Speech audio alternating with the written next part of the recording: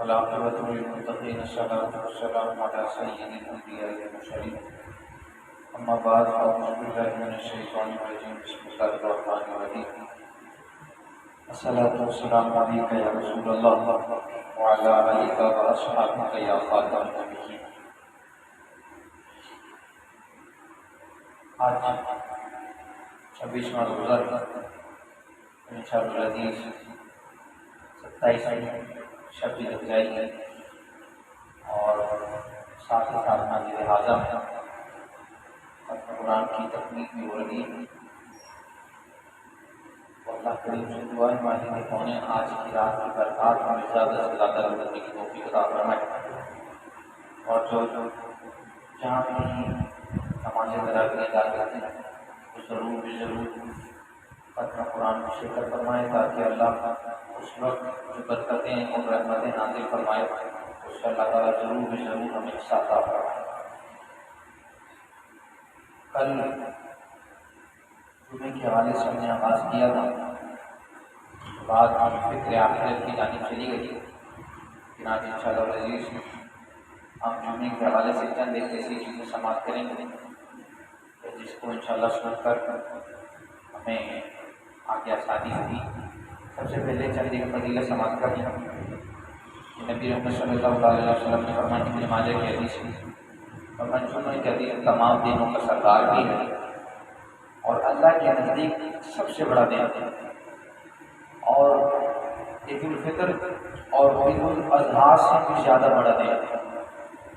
جمعے کی فضیلت اس کا مقام و مرتبہ اللہ کے نزدیک عید الفطر اور عید الاضحیٰ سے بھی زیادہ ہے، اور فرمایا کہ اس کی فضیلت اس لیے بھی بڑھا دی گئی ہے کہ یہ آدم علیہ السلام کی پیدائش کا دن ہے۔ اسی دن آدم علیہ السلام کو زمین پہ اتارا گیا، اسی دن وہ اپنے خالق کی حقیقت سے ملے، اور فرمایا کہ یہ دن وہ ہے کہ اس کے 24 گھنٹوں میں ایک گھڑی ایسی آتی ہے کہ اگر بندہ اس گھڑی کو پا کر اپنے رب سے دنیا و آخرت کے معاملے میں حرام کے علاوہ جو سوال کرے گا اللہ اسے عطا فرما دے گا۔ جمعے کے دن میں پورے 24 گھنٹے میں ایک ساتھ ایسی آتی ہے اور ابن آدم اگر اسے پالے اور حرام کے علاوہ جس چیز کا وہ سوال کرے گا اللہ اسے عطا کرے گا۔ اب اس میں علماء نے کافی ڈبیٹ کی، کسی نے کوئی وقت بتایا، کسی نے کوئی وقت بتایا، دو قول ہیں جو پیش کروا رہا ہوں۔ ایک قول علماء فرماتے ہیں کہ امام کے دونوں خطبوں کے درمیان کا جو وقفہ ہے نا وہ گھڑی علماء قبولیت کا ہے، اس گھڑی مطلب وہ مانگے اللہ قبول فرمائے گا۔ دوسرا قول علماء نے یہ فرمایا ہے کہ بعد العصر طلوع غروب آفتاب سے کچھ پہلے، عصر کی نماز کے بعد اور سورج غروب ہونے سے کچھ پہلے، اما یہ قبولیت رب ہے۔ ان گھڑیوں کے اندر بندے کو چاہیے کہ وہ اپنے رب کے حضور جائز مرادیں تمنائیں آرزویں پیش کرے، اللہ قبول فرمائے گا۔ اس کے بعد فرمایا کہ جمعے کی فضیلت آپ اس انداز سے اندازہ لگا سکتے ہیں۔ نبی صلی اللہ علیہ وسلم نے فرمایا کہ کوئی جانور ایسا نہیں ہے کہ جو جمعے کے دن صبح طلوع آفتاب سے لے کر جیسے جمعے کے دن کا سورج شروع ہوتا ہے تو فرمایا کوئی جانور ایسا نہیں جو قیامت کے در سے چیختا نہ ہو، قیامت بھی جمعے کے دن قائم نہیں۔ فرمایا انسان اور جن کو اس کی پرواہ نہیں، فرمایا جتنے بھی جانور ہیں وہ قیامت کے خوف سے چیختے رہتے ہیں کہ قیامت آ رہی ہے۔ فرمایا اس بندے کو چاہیے کہ وہ اپنے ان دنوں کو صفائی ستھرائی کے ساتھ مصفا ہو کر گزارے۔ یہ اس کی فضیلت پر ایک حدیث اور پیش کر کے بات کو آگے بڑھائیں گے۔ اس سے مطلب یاد ہے کہ حدیث نبی صلی اللہ علیہ وسلم نے فرمایا جمعے کے دن اور رات میں 24 گھنٹے ہیں اور کوئی گھنٹہ ایسا نہیں ہے کہ جس میں اللہ تعالیٰ جہنم سے 6 لاکھ بندوں کو عذاب ادا کرتا ہو۔ جمعے کے 24 گھنٹوں یہ ٹائمنگ بن گئی ہے، فرمایا 24 گھنٹوں کے اندر اللہ تعالیٰ ہر ایک گھنٹے میں 6 لاکھ بندوں کو جہنم سے عذاب کرتا ہے، اور فرمایا جہنمی بھی وہ ہیں کہ جن پر ان کے گناہوں کے سبب جہنم واجب ہو چکی ہوتی ہے۔ اللہ جمعے کی فضیلت کی برکت سے ایسے لوگوں کو جہنم سے عذاب کر دیتا ہے۔ اور آخری جمعہ یہ سمجھنے کہ سونے پر سہاگا ہے، ایک تو جمعے کی فضیلت ویسی ہی ہے، اور پھر رمضان المبارک کا جمعہ، کہ رمضان المبارک کے ایک ایک شام کے اندر اللہ تعالیٰ بے شمار لوگوں کو جنت سے آزاد فرماتا ہے۔ لہذا جتنی برکتیں لوٹی جا سکتی ہیں ضرور لوٹیں، اور آخری عشرہ بھی ہے، آخری جمعہ بھی ہے، اللہ تعالیٰ اس کی برکت سے ہم سب کو جنت سے آزادی عطا فرمائے۔ اس کے بعد جمعے کی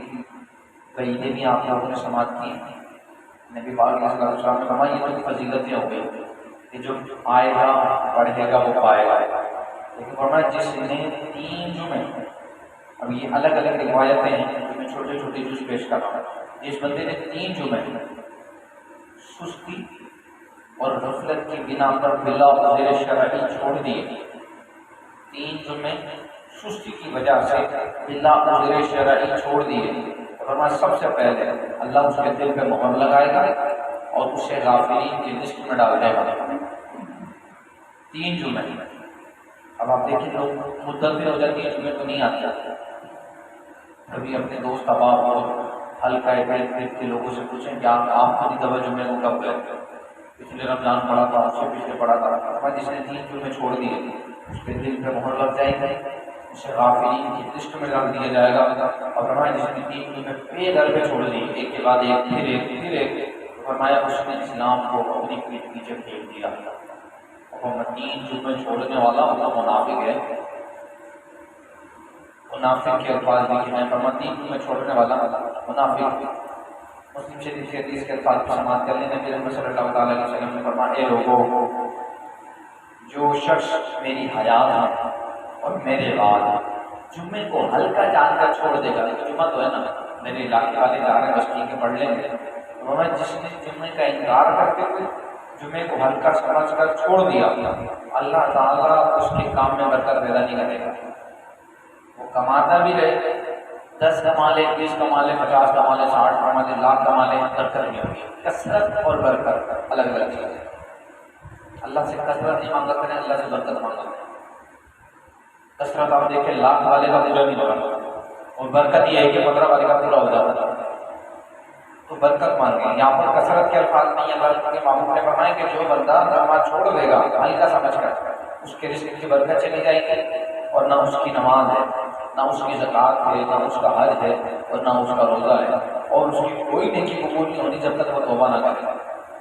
مولانا صاحب آئندہ کی بات جب زندہ جمعہ نہیں چھوڑوں گا، ورنہ وہ توبہ کرے گا تو پھر اس کی نیکیاں قبول ہوں گی۔ اب آگے جمعے کے دن ہمیں کرنا کیا ہے؟ فرمایا جو شخص جمعے کے دن نہائے، نبی رحمت صلی اللہ تعالیٰ علیہ وسلم نے فرمایا کہ اللہ عز و جل نے جمعے کو مسلمانوں کے لیے عید کا دن بنایا ہے، لہٰذا مسلمانوں پر حق ہے کہ وہ جمعے کے دن نہائیں، غسل کریں۔ جمعے کے دن غسل کرنا افضل ہے، اور فرمایا جو بندہ جمعے کے دن نہاتا ہے، غسل کرتا ہے، جمعے کے دن کا غسل بندے کے بالوں کی جڑوں کے بھی گناہ کھینچ کے لے جاتا ہے۔ جمعے کے دن کا غسل بندے کے بالوں کی جڑوں کے گناہ بھی کھینچ کے لے جاتا ہے۔ فرمایا جو بندہ جمعے کے دن نہائے، خوب اپنی استطاعت کے مطابق طہارت حاصل کرے، مسواک کرے، تیل لگائے، جو خوشبو اس کے پاس میسر ہے وہ خوشبو لگائے، عمدہ لباس پہنے، اور فرمایا پھر وہ نماز کو نکلے اور پہلی صف میں آ کر بیٹھے، جلدی آ کر وہ پہلی صف میں آ کے بیٹھے، اور 2 بندوں کے درمیان آپس میں جدائی نہ ڈالے۔ کیا مقصد؟ کہ اگر وہ آ رہا ہے 2 بندوں کو بیچ میں سے کراس کر دینا، سائڈ پہ جانا، مجھے آگے لاتا، یہ جمعے کے آداب میں سے کہ نہانا بھی ہے، غسل بھی کرنا ہے، خوشبو بھی لگانی ہے، تیل بھی لگانا ہے، مسواک بھی کرنی ہے، سرما بھی لگانا ہے، عمدہ لباس ہے وہ بھی زیب تن کرنا ہے، اس کے بعد مسجد کو جلدی آنا ہے۔ فرمایا 2 بندے بیٹھے ہیں، ان کے درمیان میں جدائی ڈال کرنا ہے، تو فرمایا جب 2 بندے درمیان میں بیٹھے ہوں تو ان کے درمیان کو جدائی ڈال کے نہ آئے، یا ان دونوں کو جدا کر کے ان کے بیچ میں نہ بیٹھے، اور جو نماز اس کے لیے لکھی گئی ہے وہ نماز پڑھے، امام جب خطبہ پڑھے وہ چپ رہے، تو اس کے لیے ان گناہوں کا جو اس نے ایک جمعے سے دوسرے جمعے کے درمیان کی ہیں، اللہ اس سارے گناہ مٹا دے گا، پچھلے جمعے سے لے کر اس جمعے تک، اور جتنے اس کے گناہ ہیں اللہ تعالیٰ اسے معاف فرما دے گا۔ اور اگر اپنے پاس فرماتے ہیں، فرمایا جو اول وقت آئے اور خطبہ شروع ہونے سے پہلے وہ جناب شریک ہو جائے، پیدل چل کے آئے،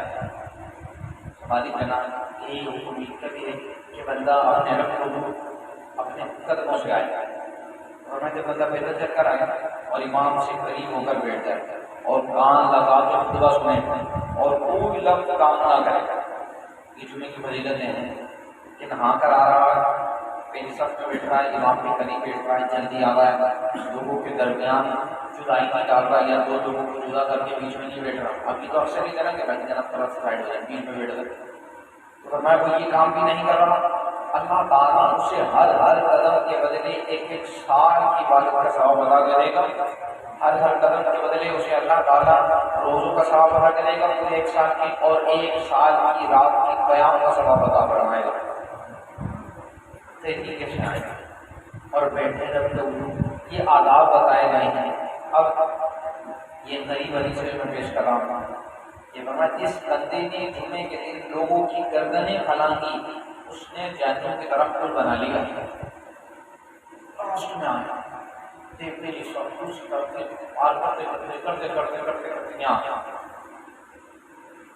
یہ آگے امام نسائی نے حدیث لکھی کہ ایک شخص لوگوں کی گردنیں پھلانگتا ہوا جمعہ پڑھنے آیا حضور علیہ السلام کے زمانے میں،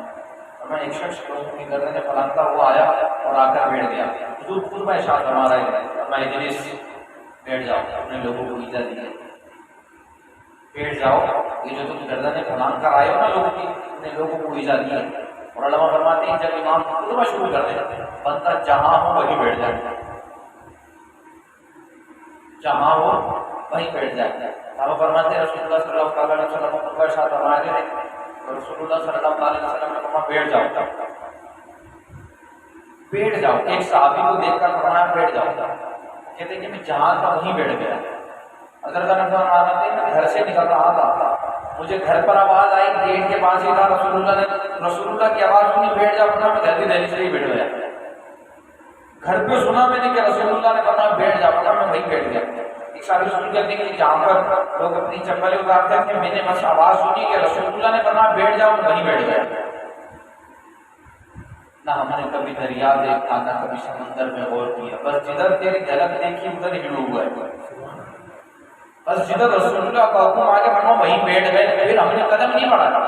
کہ اب آگے جانا ہے روپے کی سڑک پہ جا کر بیٹھنا ہے، رسول اللہ کی ذات سے بڑی کوئی نعمت ہے؟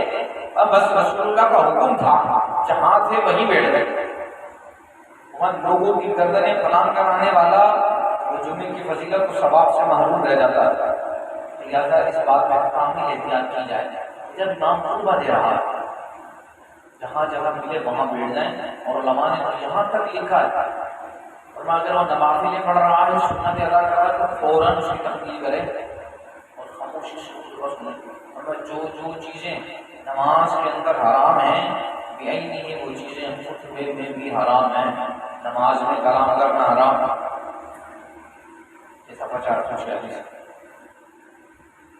جو چیزیں نماز میں حرام ہیں، کھانا پینا، سلام کا جواب وغیرہ، یہ سب خطبے کی حالت میں بھی حرام ہیں، یہاں تک کہ امر بالمعروف اور خطیب